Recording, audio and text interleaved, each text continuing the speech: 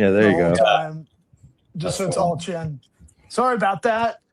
Of course, this is what Eric. I love the nicotine gum I can hear on mic. It's My bad, I forgot I was in. Well, Yeah. the co-host took a little while to get onto the camera, so Well, one thing was kind of easy your to- fault. You can't hear your own smacking of your 4 milligram fruit chill, dude. Oh, I used to get on the mic for PE class, and they'd be like, "Coach, can you please stop chewing into the mic?" I'm like, okay, I forgot. Yeah, my kids called me out on it. They're like, "Dad, you smack it really loud." I was like, "I do." I was like, I didn't think you guys listened to me at all, so I didn't think, there was a problem. I thought you had your headphones on all the time. We're recording. We're going. Wait, you're in Costa Rica. I got Guanacaste, then I got cut off. All right, yeah. Previous to us starting the episode. So I think I've been over that area. It's Langosta Beach was my only reference point, I think. Yeah. Langosta Beach. So that's right next to Tamarindo Beach, which is a little more popular. Yeah. Langosta would be less popular, but probably less chance of running into another surfer at Langosta. But I'm in Playas del Coco, which is about an hour north of that. And so I don't live at a surf beach. Closer to Arnal, the volcano? Yeah, but closer to the airport, closer to Arnal. Yeah.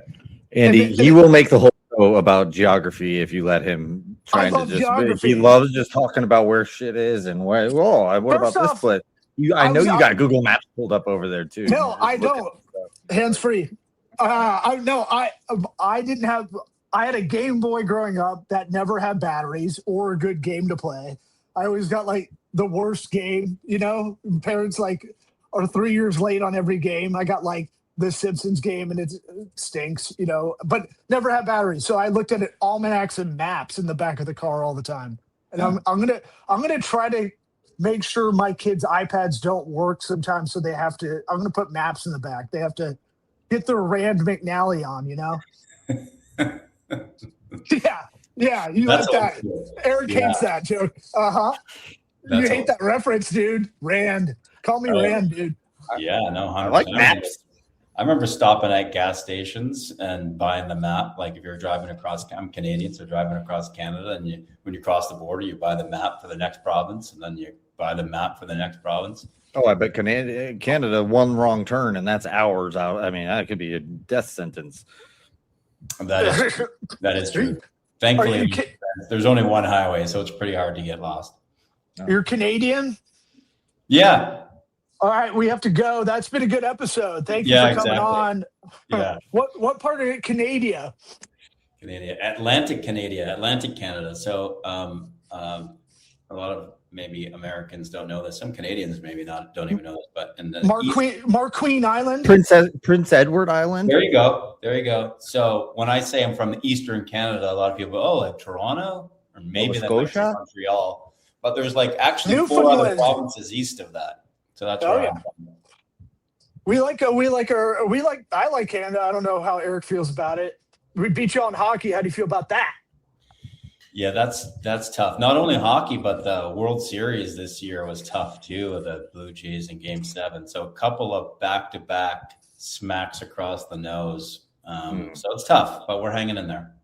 Yeah, as Rays fans, we're conflicted because we want the Blue Jays to win, so we look a little bit better. But at the same time, we don't really want them to win. Yeah. But no one wants the Dodgers to, Anyway, let's get into our. Here's how we do this. We got some lightning round questions. Eric's going to hit the theme music for it. Pew, pew, pew. You didn't send it to me. Remember? I thought you didn't answer my question. If I was like, here's what we tried to do. We're doing StreamYard for the first time. We even tried to prepare, which we never do. And this is what happened when we prepare. Yeah, what did we end up talking about? Your carnivore diet diarrhea is what it was.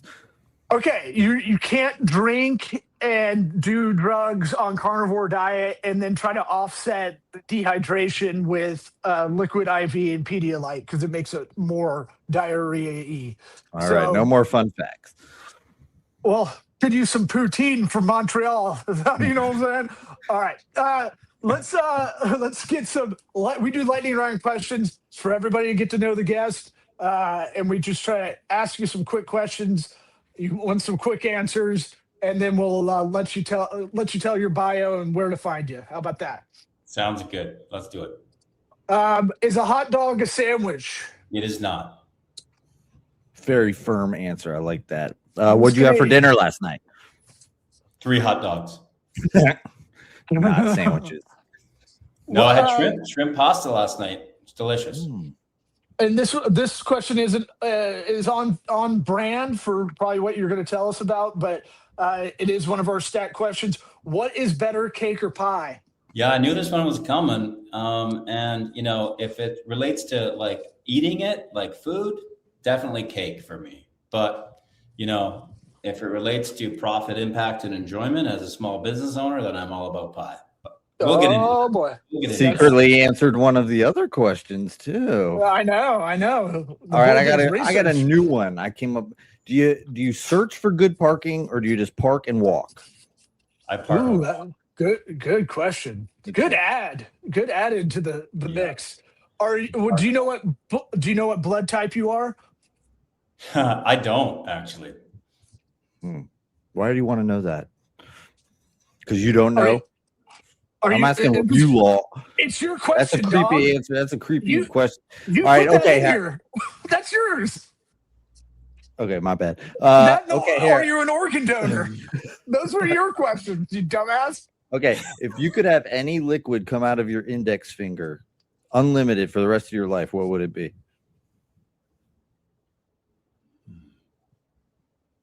Lightning. Quick. Yeah. Oh, got to be fast. Sorry. The liquid. Yeah. This one. Yeah. I don't know. I think it would probably be like gin and tonic. Can I do that? Can it be mixed? Is that too? Yeah. You can make it a mixer. Yeah, that's cool. Okay. Eric's got some new questions that are throwing me off. What time do you wake up in the morning? 5. What time do you go to sleep? Sorry. 10. Usually try to be in bed before 10. All right. When's the last time you were terrified? Last time I was terrified, probably in a nightmare that I had where, something bad was happening to one of my kids. Yeah, that'll get you. What's the last time you cried? I don't know if it's the last time I cried, but probably was. It was on my birthday this year. I turned 52, it was back in December. I turned 52. My kids, I have 4 kids. They gave me a deck of cards, 52 cards. And on each card, there was a picture of me with one of my kids and a little saying that said like, "Thank you, Dad, for ... 52 Damn. of them.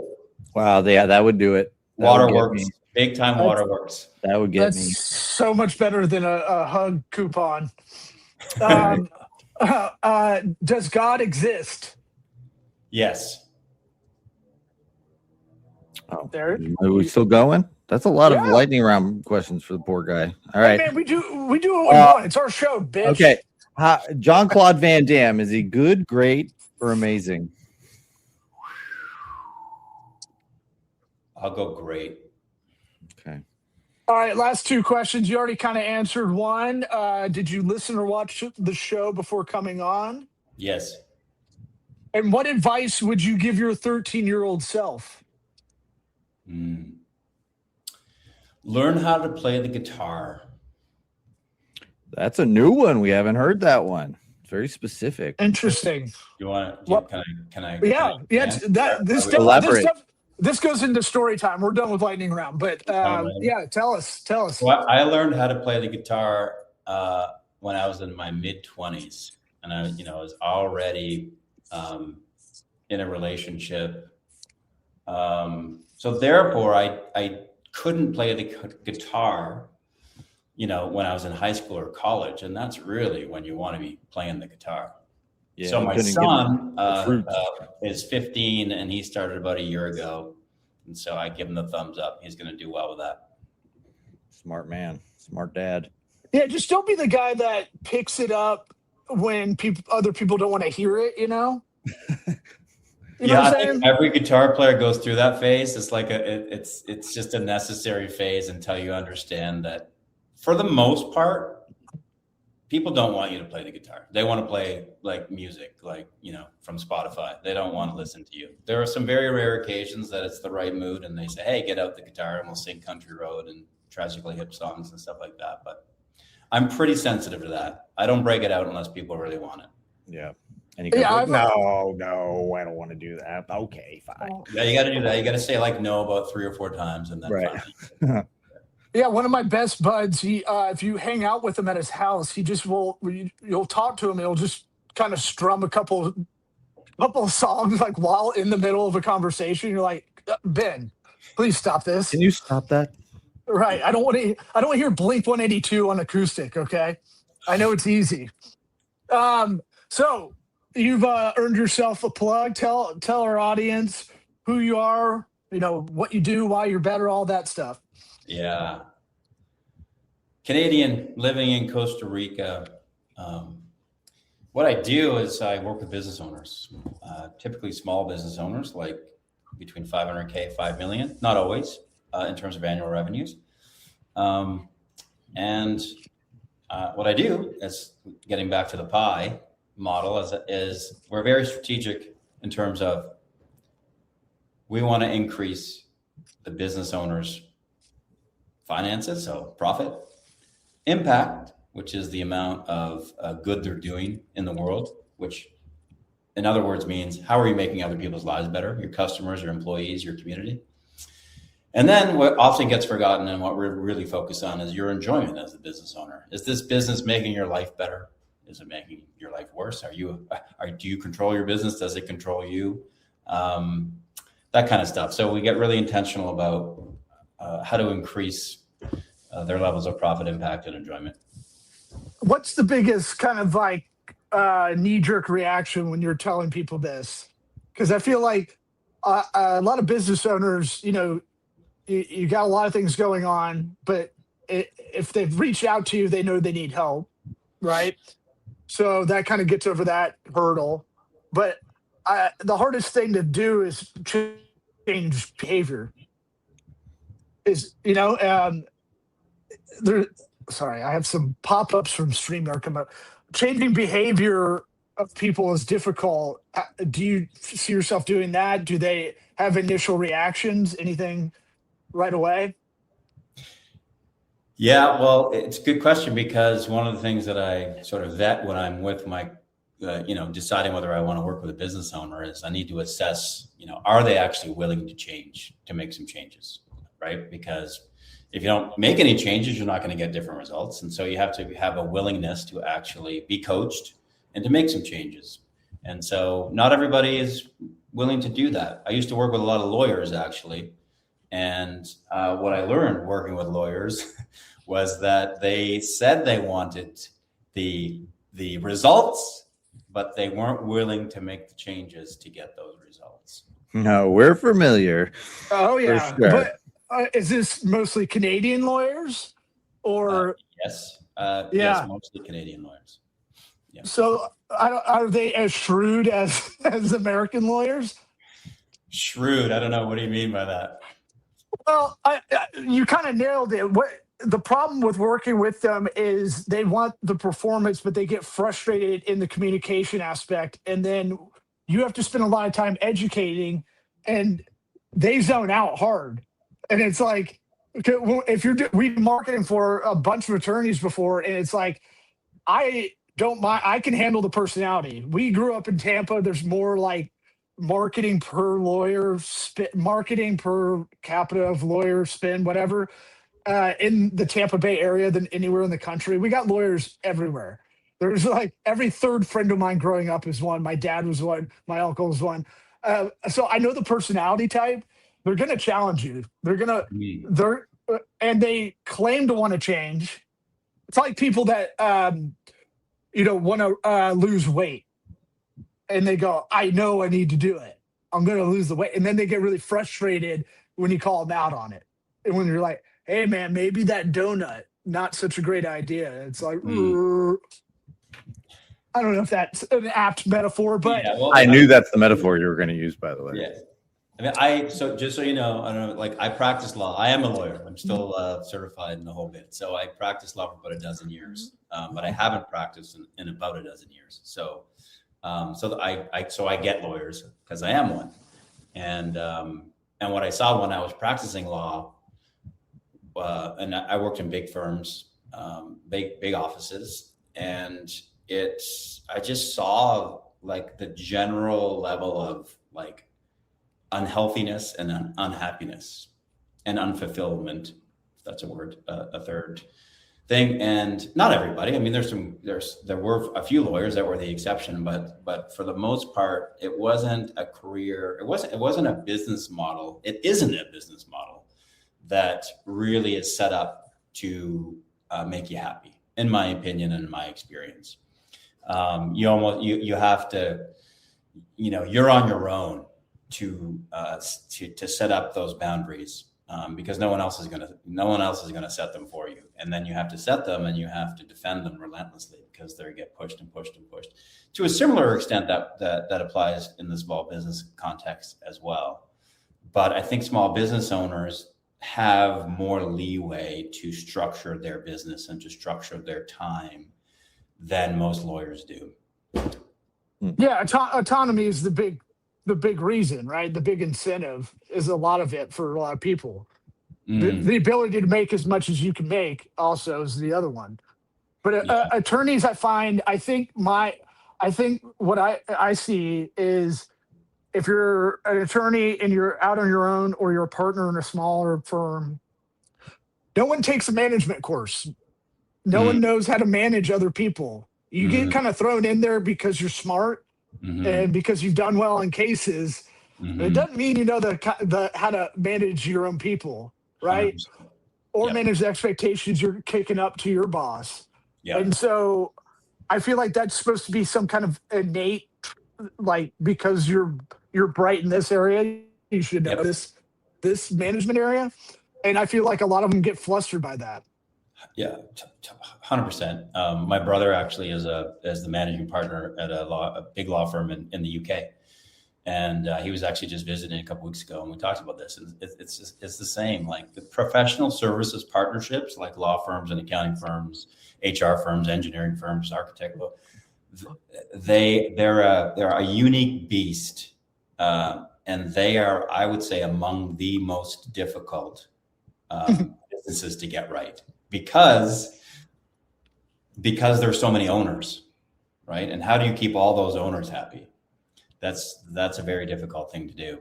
I actually was the COO of a professional services partnership for about 5 years. And so again, talking about learning things firsthand, like that is a real difficult beast to manage. And, a lot of my time was spent listening to partners vent to me.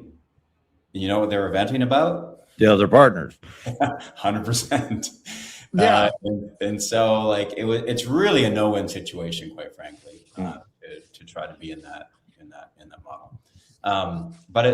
So I don't work with a lot of professional services partnerships. I do work with some, but the most of my clients that I work with, it's like the owner operator that's trying to transition from owner operator to owner and less operator, right? As they've had some success.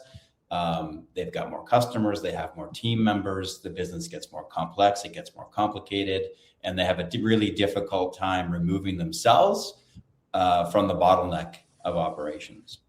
And that's what gets them, working too much, unhappy, wasting time. And whenever you're wasting time or energy or resources, you're not making the money that you should be making either. So that's what we work on together.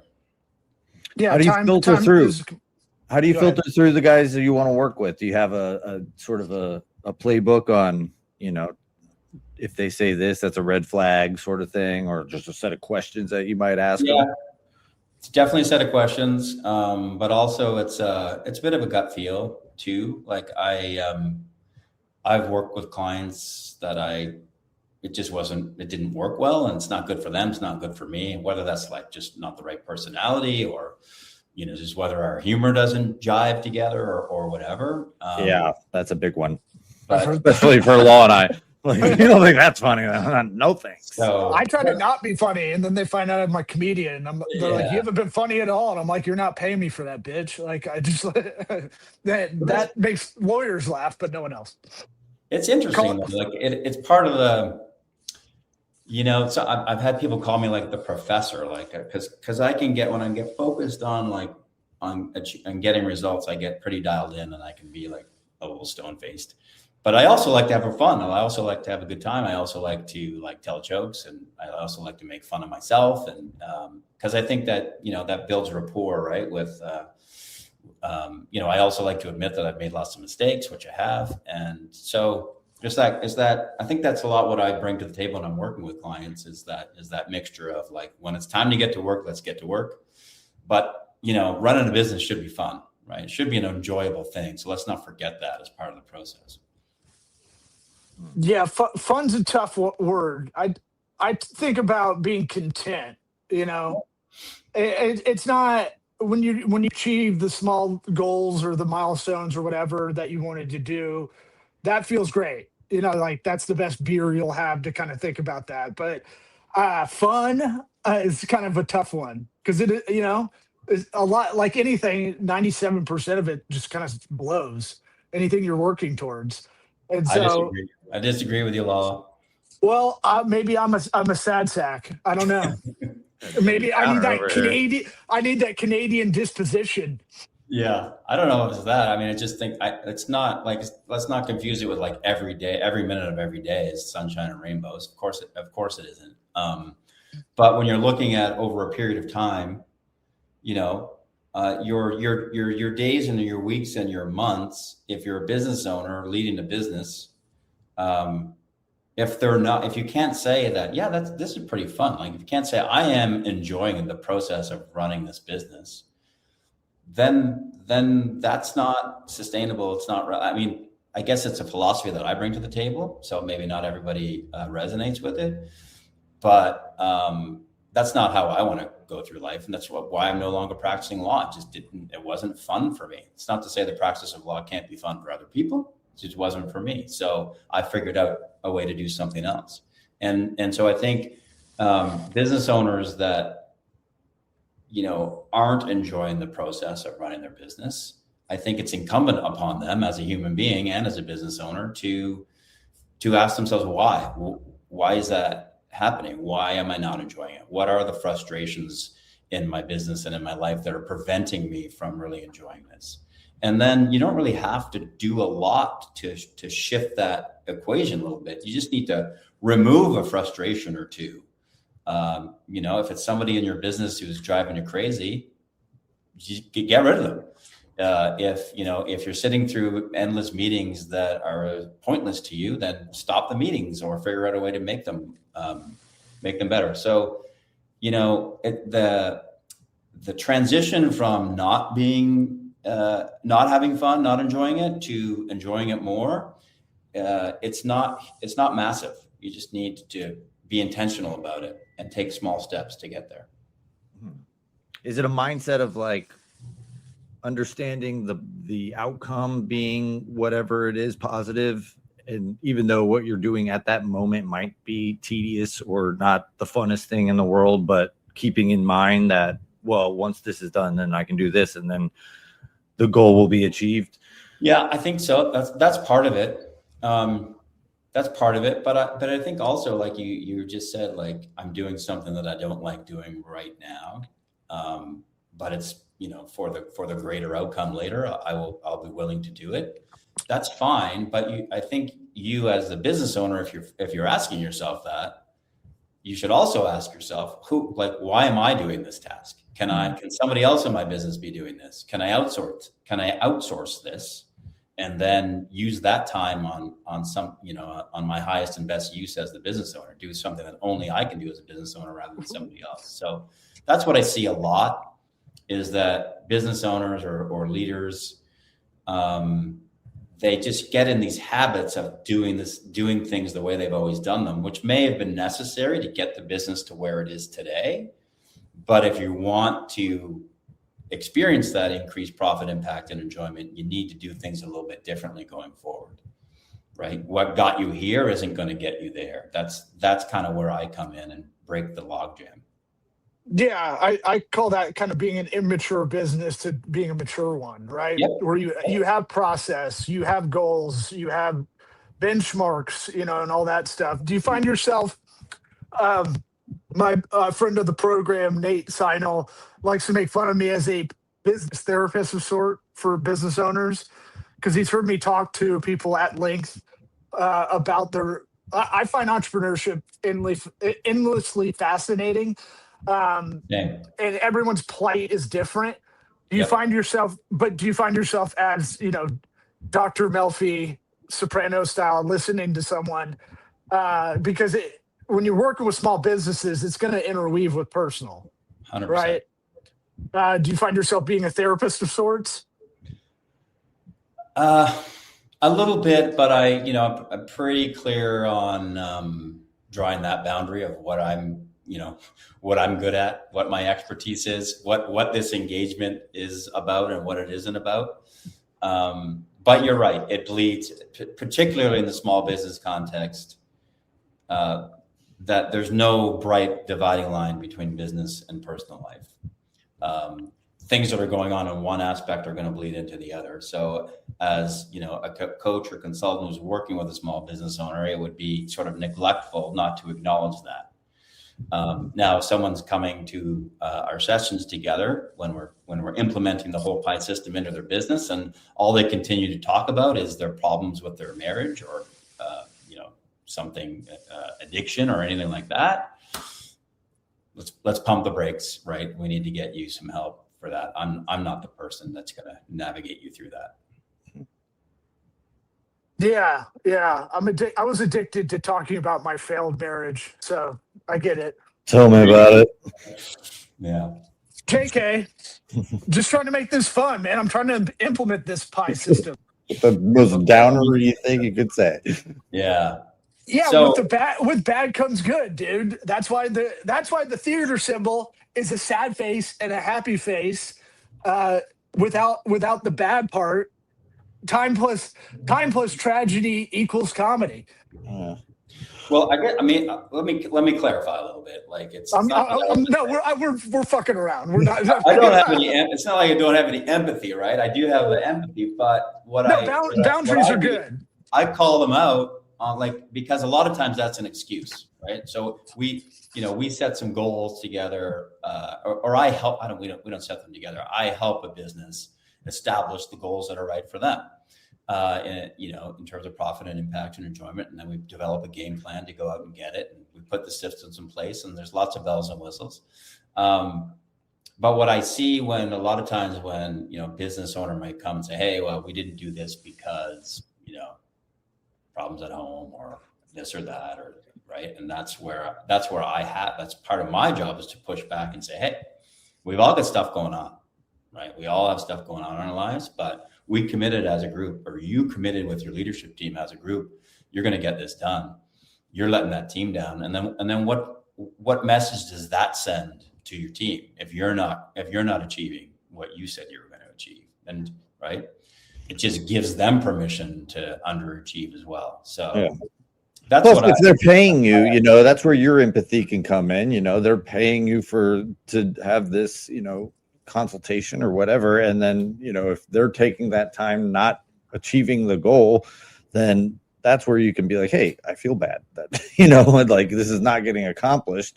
So it's not like you're a terrible person. We don't think that. Yeah, 100%. Like and maybe that's why the pie model. That's a good example of kind of how it works. It's like its own check and balance. So.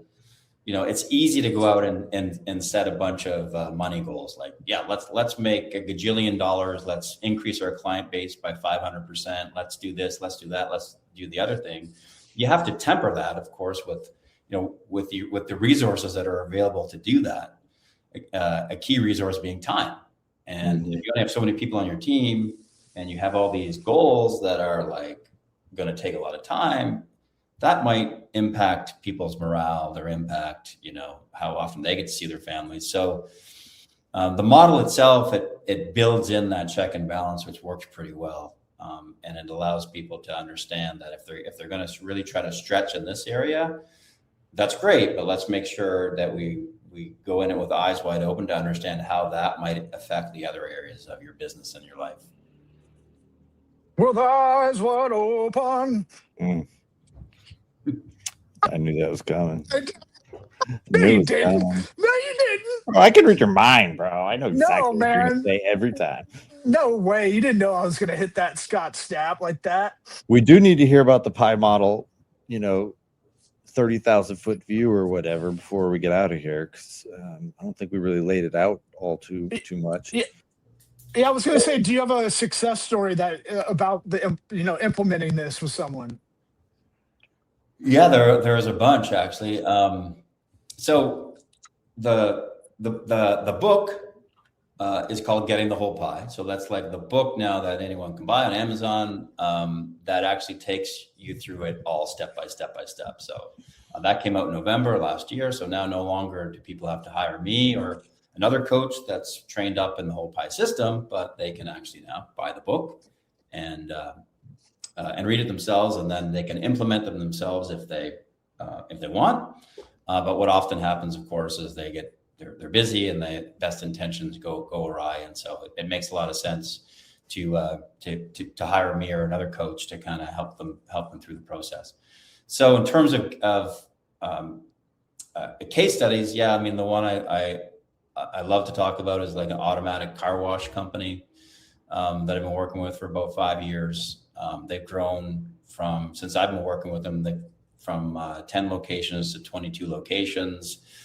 Revenue tripled. But what's actually interesting in terms of the pie model is the impact side of it, and the impact that they really decided to lean into is one that you wouldn't maybe normally associate with an automatic car wash business, where, why do you have automatic car washes? Is so that you don't have to have people on site. Right. But the problem with not having people on site is if there's a problem with the wash, what does the customer do? And what we've noticed is a lot of these little mom and pop car washes that the company has acquired over the last few years since we've been working together, is a lot of them didn't even have like a phone number that you couldn't even call. So you put your money in, thing doesn't work, you got no one to talk to, you drive off in a huff and you ruin your day. Mm-hmm. And so this company that I work with, Rubber Duck Car Wash, they really lean into customer service, which is unusual in the automatic car wash business. There's phone numbers everywhere. There is 12 hours of a day of actual live people that will answer the phone that work for the company. And then the other 12 hours of the day, there's a what do you call it? An answering service. So 24 hours a day, you actually talk to somebody if you're having trouble. We established all kinds of metrics around customer satisfaction, Google reviews, and all this stuff. So when you really lean into impact, i.e., how are you making your customers' lives better? That's just one small way that you're going to then generate loyalty, brand loyalty. You're going to get people coming back, because even if the car wash didn't work, if you go above and beyond with your customer service, you give them a free wash, you say thank you for calling, all that good stuff, and make it right, well, they're coming back.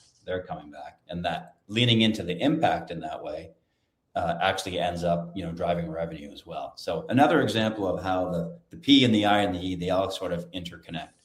With Chick-fil-A on them, they have high profit margins because they spend a lot of effort on their training for that customer service to be very high end. Yeah. Interesting. Anything we didn't touch on before we get out of here? We try to keep these about 34 minutes or so. No, it's all good. I mean, a lot of times it's hard to really articulate to somebody how does this work, and what's the point of all this? Like, if I'm a small business owner, Eric and I were talking about sports, right? And a lot of sports analogies work for me. I don't know if they work for everybody listening, but when you think back to, you remember the Oakland A's of whatever it was, 1990? Moneyball, sure. Moneyball, right? And so what did they do? They understood what? They understood what was the Jeremy key. Giambi. They get Jeremy up. Why do they get him? Because he gets on base. Cheap. He gets on base. Kevin Euclid, the king of walks. You're I believe answering is the his wrong after name. answer. Yeah, I mean, it's just Exactly. So David Justice. What Moneyball did was they understood the underlying metrics that really drive the business. So they understood the drivers of results was on-base percentage trumped batting average, right? The Golden State Warriors did the same thing when they understood that a 3-point basket is worth 50% more than a 2-point basket. mm-hmm. And they leaned into that, and they got Steph Curry and Klay Thompson, and they won championships. And so the point is that winning organizations, they understand the drivers of success, and then they build people and systems around them. And that's the best way that I can think of to explain to someone who understands the sports analogy. That's what we do with the whole pie system. We figure out what are those drivers of results, and then we build people and systems around those drivers. So, well, I can tell you, anybody who, even if they don't follow sports, the basketball one, perfect. I mean, if you don't understand, 3-2, like that's a great way to put it. Even if you don't get sports, I'd stick with that. Yeah, now every kid just chucks threes in games now. It's crazy. Change the game. They changed the game. Yeah. And now, you know, with analytics, like with AI has changed the game again, right? And the businesses that are going, like AI is this massive opportunity, and some businesses are going to take advantage of it, and some of them are going to get left behind. And the businesses that are going to take advantage of it are the ones that are well structured in the first place to have the time and the bandwidth and the ability to take advantage of it. If you're a small business and you spend all your time fighting fires, how much bandwidth are you going to have to actually figure out how to adopt AI into your business? Zero. So now is even the more important time to get this structure right in your business so that you can take advantage of these things moving forward. Yeah, you can't scale without good ops. So, well, thanks for coming on. I'm sorry it was a little choppy on my end, but appreciate your time. And I might see you down in Costa Rica soon. So I'll high five if I do. You know where to find me. Come on down and bring your map. I was telling Eric, I fly into Liberia Airport. You do fly to Liberia. That's the one. And I'm going to Tampa to see Nikita Kucherov play because he is unreal. So I'll pick you guys up if I make it. Oh, he's got a crazy amount of points right now. So he really yeah, he's one of the best. You guys are lucky to have him. Thanks for having me on, guys. Thank you. So yeah, all the best.